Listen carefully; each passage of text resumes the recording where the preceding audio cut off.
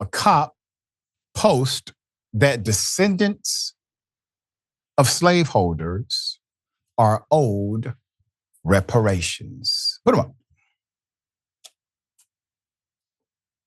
Sergeant Brandon Lee, a Memphis police sergeant, is under fire for a comment on a Facebook post. The comment prompted a citizen to file an ethics complaint with the Memphis Police Department. The comment said, quote, "I think if the government pays reparations, then I want a refund for the slaves my ancestors lost." Let's get into it. All right.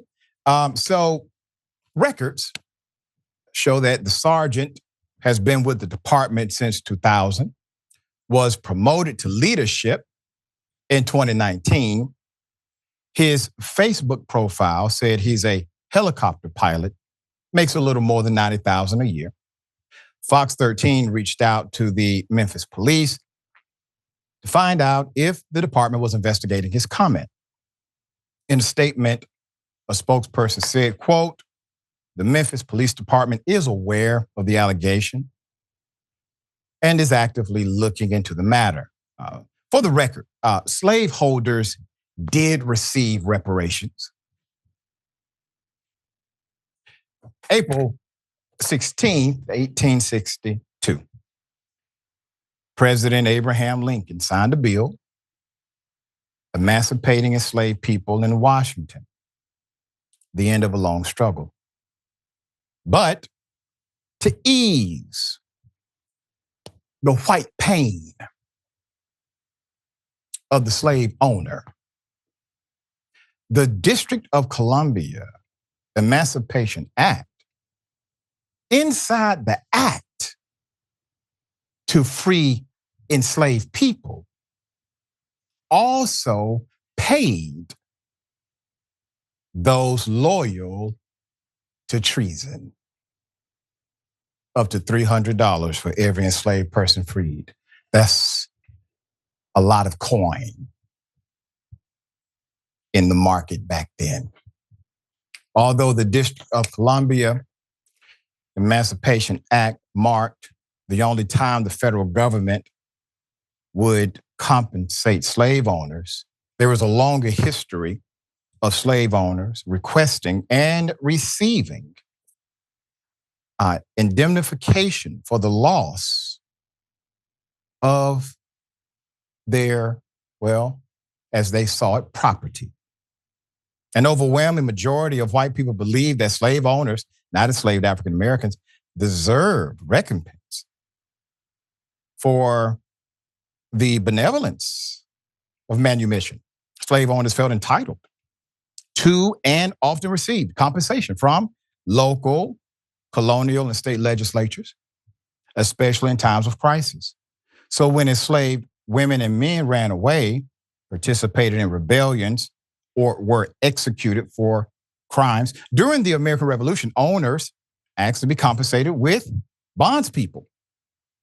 Individuals had died while working in lead mines in Virginia, for example, and when they sided with the British and ran away. So after the Revolution, as northern states carried out gradual emancipation plans, compensation was an attractive thing for slave owners seeking to ease their financial burdens.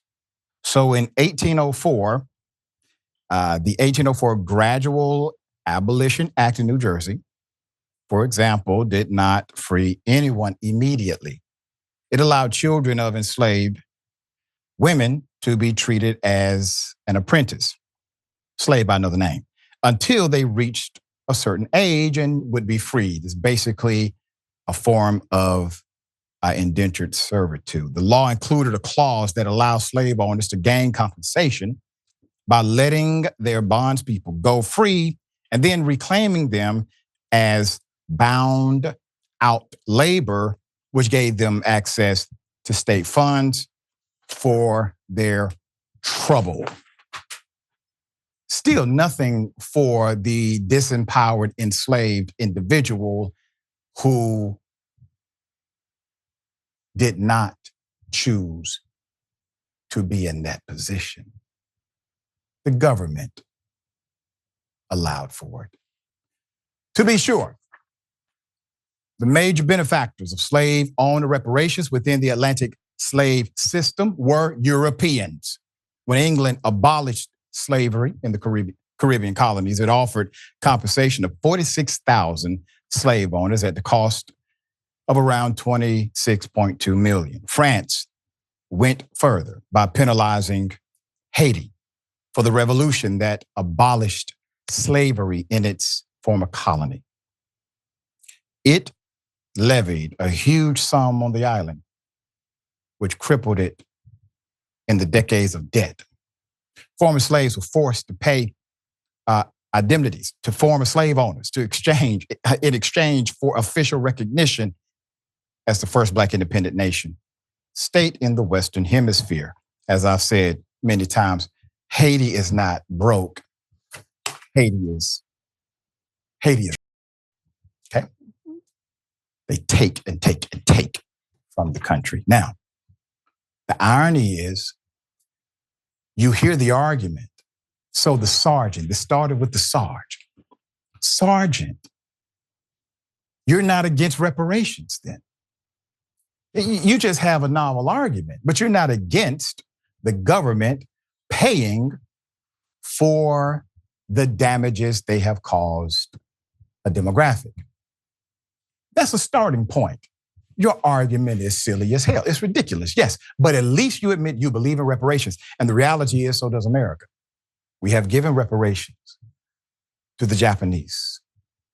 We have given reparations to the Native Americans, not to the tune that they deserve. Even survivors of the Holocaust received a form of reparations from the American government, and we didn't even do that. It was because of our inaction, according to the government. America is not against reparations. It's the American way. They are only against reparations for the descendants of enslaved Africans because it was among their original sins. All right, sharing thoughts here. Why do you still hate us so much? Well, I just want to know what it is, because you've worked overtime for hundreds of years to hate us so much. This does not take someone who's Mensa. You don't have to be a genius to figure out what went down here, how it was wrong, and how you can make it right. Hell, if you would have just given a sincere apology and taken the route of Germany and said, we can never revisit this, you probably wouldn't even be talking about reparation. Yep, 100%. And here's the thing, to the white bigots in the world, you all had a 400-year head start, and the best you got is Trump. So I can understand the fear here.